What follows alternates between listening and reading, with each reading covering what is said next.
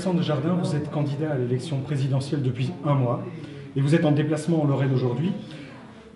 Pourquoi êtes-vous candidat à la présidentielle? Est-ce que c'est parce que vous êtes déçu par la classe politique française actuelle et déçu en particulier par François Hollande?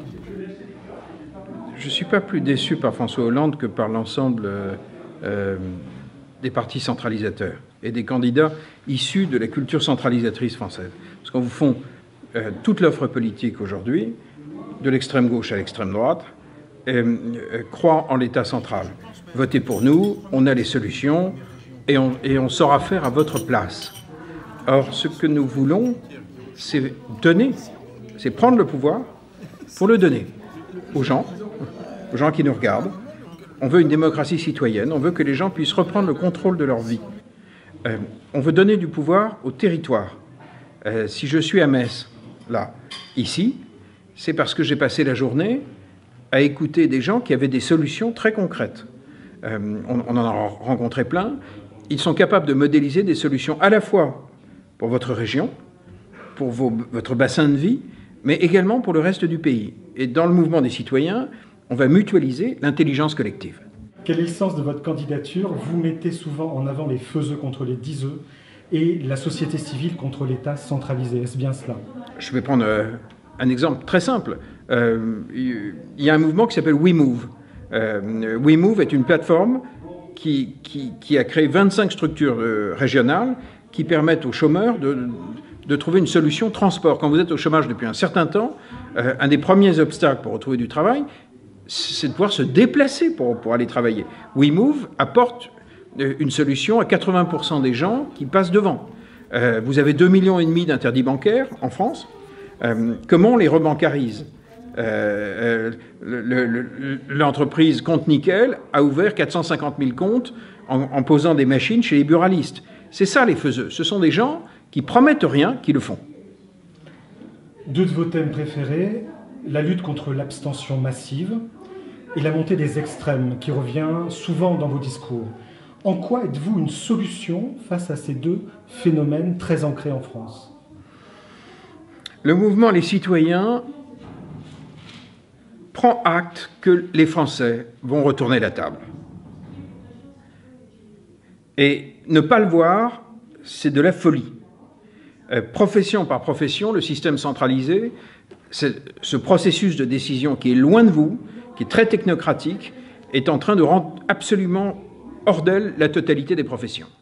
Donc si vous ne faites que proposer des changements de contenu, de politique, comme l'ensemble des partis, sans changer la méthode, ça ne me paraît pas responsable. Donc on est clairement anti-système, mais bienveillant.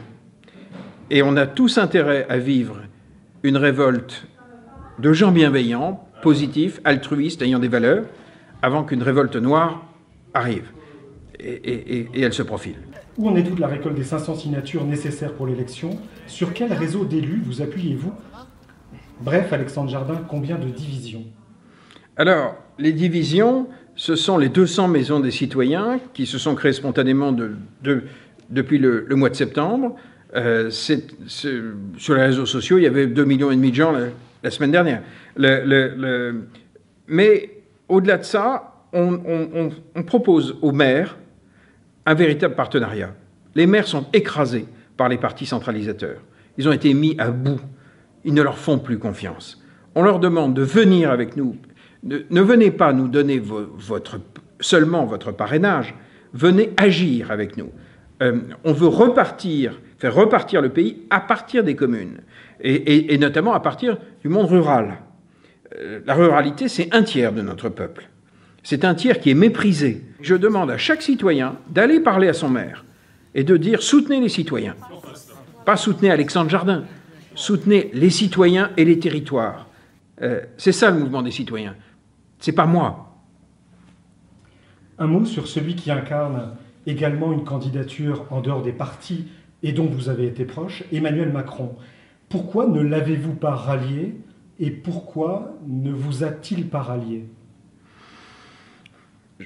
Fondamentalement, c'est un homme qui est un inspecteur des finances, qui est un ancien grand banquier. On a pu croire à un moment qu'il serait différent et finalement, il a créé un authentique parti classique, centralisateur, avec un discours sur les territoires, avec un discours sur la démocratie. En réalité, il ne fait pas confiance aux territoires pour qu'ils mettent en œuvre, au niveau des bassins de vie, la totalité des politiques. Éducation, logement, emploi, etc. Je pense que les gens qui, lui comme les autres, ont grandi dans ce système parisien centralisateur, n'envisagent absolument pas de faire confiance.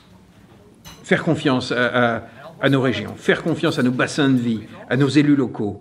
Le Parisien que je suis, d'origine, a appris avec passion l'intelligence collective des Français, pas le temps d'une campagne, comme Macron ou les autres, mais parce que ça fait tout simplement des années que je travaille dans nos territoires pour implanter des programmes avec le mouvement Les Zèbres,